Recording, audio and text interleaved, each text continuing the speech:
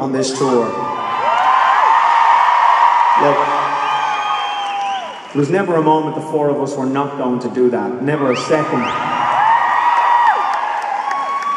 Sometimes things get said and, you know, we'll leave that behind. It doesn't matter. You know, what's important to the four of us is that when we're together, Steo's in the room, he's on the stage, he's alive.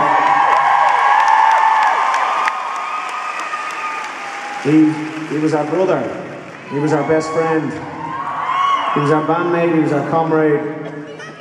You know, it's still very raw, it's still very hard, but at least when we're together, we find comfort in that. And you know, that's really important. So we want to say thank you for allowing us to do that every single night.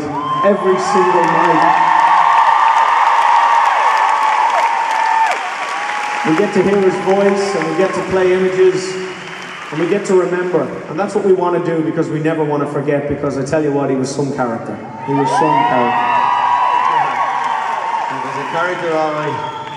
You had to get him on the right morning, let me tell you. Some character. Obviously, we love him. Did you see the ITV show he did? We kind of feel that 20 years has zipped past, and then when we saw that show, and we saw the little clips that they had found to show, we were going, wow, we actually have been together for 20 years. Oh no, we have. No, we have, like. No, really, we have. It's true, I know. And Steo is a big part of that, a huge part of that. And talking about him being a character, you know, some of the funny stories I could tell you, well, I can't actually, I'd like to, but I can't because there's kids in the audience. But, will it? Oh, no. But, I've said it before, and you've probably heard it before, but I'm going to say it again just because I want to. But, I mean, I'd say you'd agree with me if I said that we're for alpha male kind of men. So you'd imagine with Steo being the only gay guy in the band that... the only gay in the village. You'd imagine that he'd be...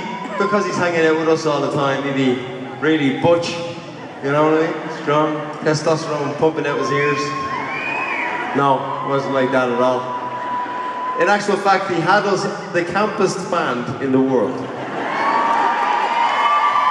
I mean, our conversation used to kind of go really gay.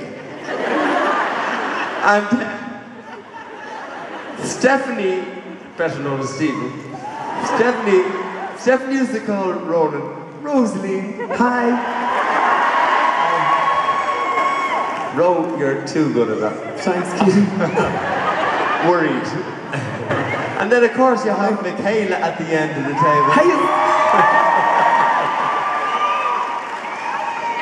And then you've got the really butch Shanice. I'll get my hair done tomorrow.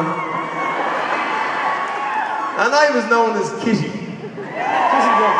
Kitty Duffy. But there was a story a while ago. I'm trying to keep the stories clean. Right? Oh no, here, listen, you dirty bitch, you come over. No more of that. But there was a rumour in the press that Stephen had got a part in Baywatch. So we were sitting doing a radio interview, and the interviewer said, "So Stephen, I believe you got a part in Baywatch." And Shane went, "What? As a fucking Lilo." That's what we did. We laughed. Wrong. Big mistake. He didn't talk to Shane for 2 weeks. It's great now, 4 years on, God rest them, that we can talk now and remember the great times, the memories that we have.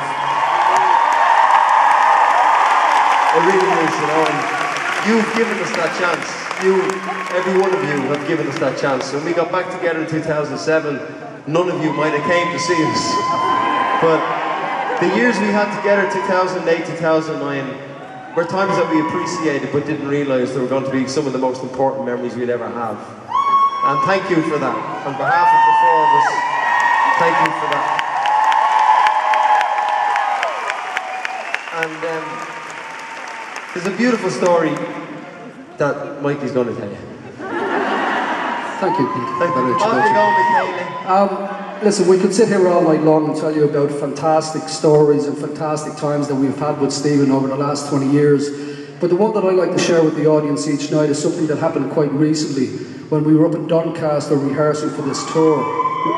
People in from Doncaster, hello. Anyway, up there we use this big warehouse that we can set up the whole stage and run all the technical aspects of the show, make sure everything's working fine. Now, as we know at the moment, this time of year, it's way out of seasons for butterfly.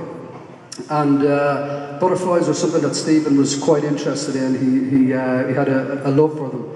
And we had this strangely beautiful moment whereby in the darkness of this building, as we were rehearsing the song, Gave It All Away, and Stephen's vocal began, this magnificent butterfly just out of nowhere flew on stage between myself and Ronan as we were performing the song. And, you know, we both kind of looked at each other in shock, really. But I don't mind what people want to believe, but I'd like to believe that that was quite symbolic of Stephen's presence still amongst us and still with us, because it was just far too strange a coincidence to happen. And that's the story that I wanted to share to you, so Steo's still with us, like I say. Such magical stories and such laughter that me and the boys share with you guys is because we like to celebrate our Steo. And there's many people who are behind us, from the band, onto the dancers, onto our caterers, and everybody who kind of toured with us over the years. And never to forget you guys who are sitting out there in front, all the way up to the sides, up to the rafters, and down on the floor here. You've all shared amazing memories with us and with our Steo, and we'd love to raise the glass, if you have one, a bottle, a drink, whatever you want to call it, to our Steo, our brother, our friend. God bless you. Cheers.